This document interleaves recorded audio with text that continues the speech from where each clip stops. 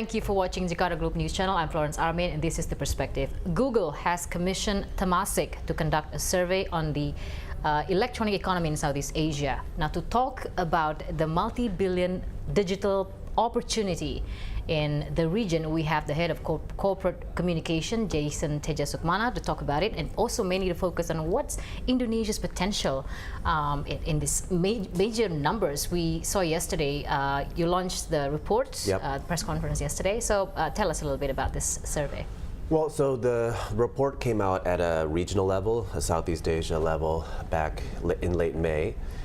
But there was a lot of great numbers about Indonesia inside this report, right? So we sort of teased them out of this report and tried to, and it's quite fascinating because if you look at the scope of Indonesia within this report, it basically dominates in every sector, whether it's online travel, whether it's e-commerce, whether it's online ride sharing, right? All these areas, it's clear if you look at the trajectory of all of these industries, by 2025, or perhaps even sooner, right? But by 2025, we're predicting they're going to be pretty much a third or a half of Southeast Asia, right? So we kind of broke out these numbers in different sectors, showed the growth from 2015 to 2025, based on a number of metrics, whether it's internet users, and then I tried to identify some of the areas and challenges where we think these obstacles have to be removed for Indonesia to realize this potential, right? So there's huge potential in this country and the e-commerce sector, in the online markets, right? And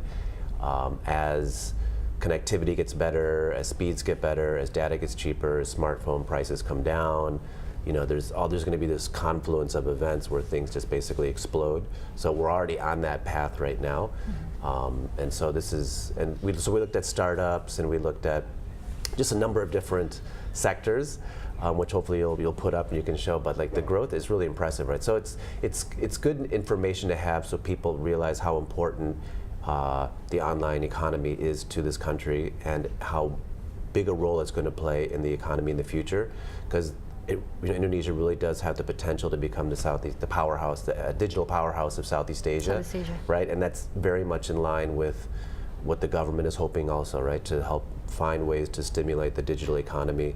As traditional industries change, this is going to become a more and more important in terms of employment, in terms of helping the consumer, efficiencies, and all these things, right? So we see tech the way it disrupts a lot of things, right? But here it has potential to, it really does have the, not just disrupt, but also really empower people, right? So I think you see that in the report. So yeah, the survey comes at a very good, it's a perfect timing for Southeast Asia. It's Asian Economic Community kickoff last year, bringing 600 million people as fourth largest economy in the world. So this helps industries and regulators, like you said, see where the trajectory is going and prepare themselves for what's coming. Indonesia, like you say, is going to be a major player. What are some of the interesting things that you found on this report? Well, I think if with some of the information around startups, the number of startups, right? So we recorded this is actually through Temasek, right? Because we commissioned them to do it. But they found that of the 7,000 startups to date that have been registered in Southeast Asia, yes, I found that very interesting. Yeah, more than 2,000 are from here. So I think it's like 2,033, right? So after that is Singapore at like 1,850.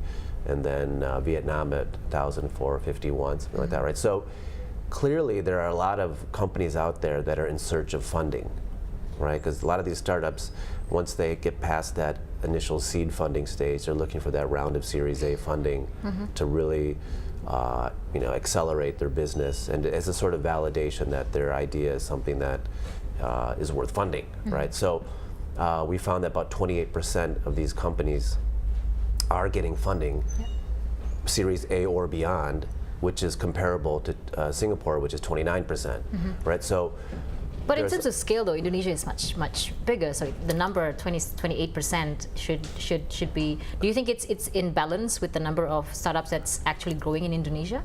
Well, I think at this stage it makes a lot of sense, right? Because there's still a lot of that doesn't have the same infrastructure. Indonesia doesn't have the same infrastructure as Singapore, right? So if you look at the 4 unicorns that they have that are in Southeast Asia, they're all in Singapore right now. Right. So Indonesia perhaps already has one or two, maybe, right? I don't think not sure if all of that has been sort of calculated, but clearly there are some on their path. So a unicorn is worth and basically has attracted more than $1 billion in investment, right? Right.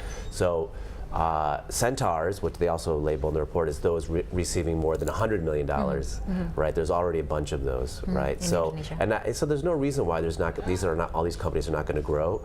Some won't, some will, but clearly all these. So this report was really intended to open the eyes of people who are investing capital as well, right? So not to neglect what's happening in Indonesia as a market, right? It's like there's so much potential here, and I think if you talk to venture capitalists, right, they realize that, you know, maybe they just don't know the scope of it, the size of it.